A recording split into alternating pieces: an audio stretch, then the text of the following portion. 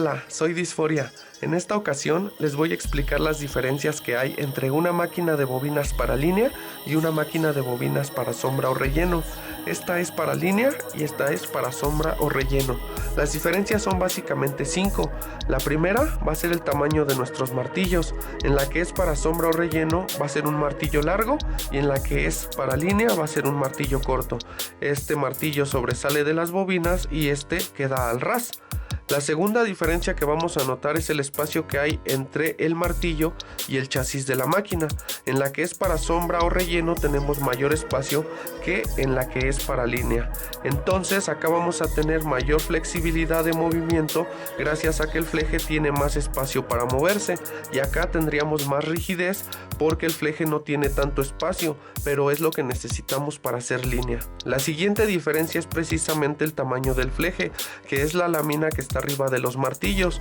Como en este caso el martillo es largo para sombra o relleno, el fleje también tiene que ser largo, y acá el fleje también tiene que ser corto para línea, al igual que el martillo, lo que nos marca la siguiente diferencia, que va a ser la posición en la que queda nuestro tornillo de contacto. Gracias a que el fleje es largo, el tornillo de contacto para poder hacer trabajar la máquina va a quedar en 45 grados en la máquina que es para sombra o relleno, y en la máquina que es para línea va a quedar entre 80 y 90 grados para que pueda funcionar correctamente.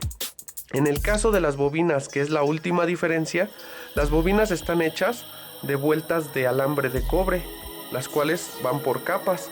Entonces las recomendadas para lo que son las de sombra o relleno son bobinas de 12 capas, y las que son para línea son bobinas de 8 capas. Pero en estos tiempos la mayoría de bobinas vienen de 10 capas, lo que hace que uno pueda cambiarle el martillo y el fleje a la máquina y que tenga un punto intermedio de trabajo que nos pueda servir tanto para línea como para sombra o relleno. Pero en fin, estas son las principales diferencias que podemos encontrar entre una máquina para línea y una máquina para sombra o relleno. La primera, como comentamos, el largo del martillo. La segunda, la distancia que hay entre martillo y chasis. La tercera es el tamaño de nuestro fleje. La cuarta es la posición de nuestro tornillo. Y la quinta, las vueltas de nuestras bobinas.